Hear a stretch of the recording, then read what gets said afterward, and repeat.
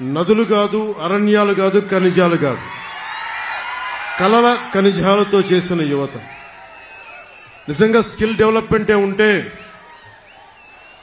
మీరింతమంది ఉపాధి లేక, ఉద్యోగాలు లేక, ఇన్ని ప్రకృతి వనరులు పెట్టుకొని ఉపాధి అవకాశాలు లేక బాధపడతా ఉన్నారు. ఈ రోజున చంద్రబాబు గారు అన్నీ చెప్పారు మీకు ఏవేం చేస్తున్నామని. జగన్ అనే వ్యక్తికి మీరు 5 సంవత్సరాలు అధికారం అందించారు. అధికారం అందిస్తే అతను ఏం చేశాడో తెలుసు. ఇక్కడున్న ఎమ్మెల్యే వారాహి ఎలా వస్తో మేము చూస్తాం, ఆంధ్ర రోడ్ల మీదకి ఎలా వస్తో చూస్తామంట. ఈ తాటాకి చప్పుళ్ళకి బెదిరిస్తామా మేము? ఈ చిల్లర ఆకురౌడి పనులకి మేము బెదురుతామా మేము? ఏమనుకుంటారు వీళ్ళందరూ, ఆకురౌడీలు అందరూ?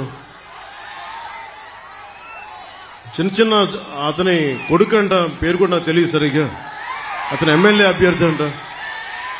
మీరు చెప్పండి, ఇంతమంది యువత ఉన్నారు, మీకు వాళ్ళ కొడుక్కి తేడా ఏంటి చెప్పండి? మీకు వాళ్ళ కొడుక్కి తేడా ఏంటి? దిగొచ్చాడా కొడుకు? మీరు ప్రత్యేకంగా రాచరికంతో పుట్టారా? అంటే మీ రక్తం బ్లూ కలర్లో ఉంటుందా? మీ రక్తం మీరు దాడులు చేస్తే మేము భరించాలా? 14 తెనాల్లో మాట్లాడుతా, జగన్కి గాయం అయితే రాష్ట్రానికి గాయం అండి. మీకు ఒక్కరికి గాయం అయితే అది రాష్ట్రానికి గాయం కదా? ఇంతమందికి ఉపాధికి అవకాశం లేకపోతే గాయం కదా? ఇంతమంది మత్స్యకారులకి ఉపాధి అవకాశం లేకపోతే గాయం కదా? పాకిస్తాన్ జైళ్లలో మగ్గుతా ఉంటే అది గాయం కదా రాష్ట్రానికి? చేనేత కార్మికులు, కళంకారీ కార్మికులు రోడ్ల మీద పడి ఉపాధి అవకాశాలు లేక ఆత్మహత్యలు చేసుకుంటా ఉంటే అది రాష్ట్రానికి గాయం కదా? బాపట్లలో 15 ఏళ్ల అమర్నాథ్ని అక్కడిని ఏడిపిస్తున్నారని చెప్పి బయటికి వచ్చి ఎదిరిస్తే వైసీపీ నాయకులు చెరుకు తోటలోకి తీసుకెళ్లి పెట్రోల్ వేసి కాల్ చేస్తే అది గాయం కదా? మీరు ఆలోచించండి. మీరందరూ ఇక్కడ ఉన్న ఆడబిడ్డలు, పెద్దలు అందరూ, రాష్ట్ర ప్రజానీకం అందరూ ఆలోచించండి. ఒక చిన్నపాటి వంట చేస్తున్నప్పుడే చిన్న నూనె చుక్క పడితేనే ఎంత బాధ వస్తుందని తెలుసు. అలాంటిది 15 ఏళ్ల బిడ్డని తీసుకెళ్లి పెట్రోల్ వేసి కాల్ చేస్తే ఆ మంట అసలు మనం ఎవరైనా ఊహించగలమా? బాధను ఊహించగలమా?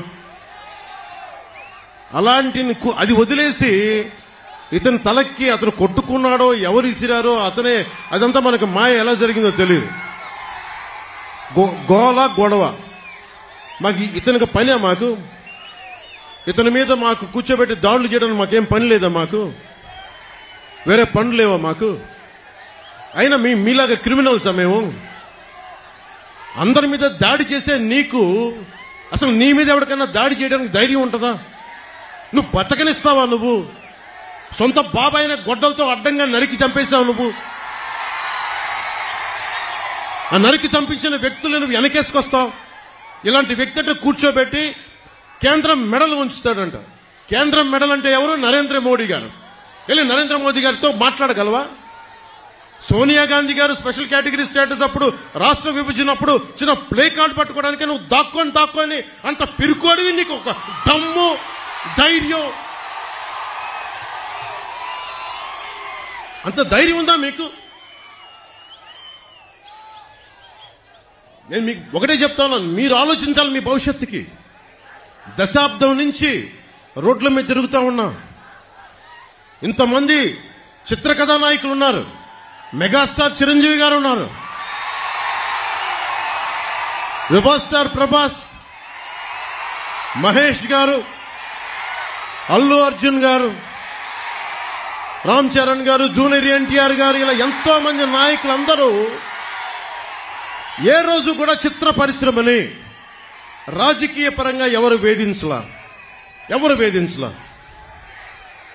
ఇందాక అక్కడ బోర్డు చూస్తుంటే మనల్ని ఎవరు ఆపేదని ఒక బోర్డు ఉంది నాది. దేనికంటాం ఆ మాట? అంటే ప్రజాస్వామ్యాలు మాకు హక్కు లేదా? ఇక్కడున్న ఎమ్మెల్యేకి ఈ మాటలు కూడా మంచి రావట్లేదు, కొంచెం కోపాన్ని ఉంచుకున్నాం. ఇలాంటి ఆకురౌడీలకు మేము భయపడతాం? వారాహి ఎలా వస్తో ఆంధ్ర రోడ్ల మీద మీరు తిరుగుతాం, మేము చూస్తామా? బెదిరిస్తారా మమ్మల్ని?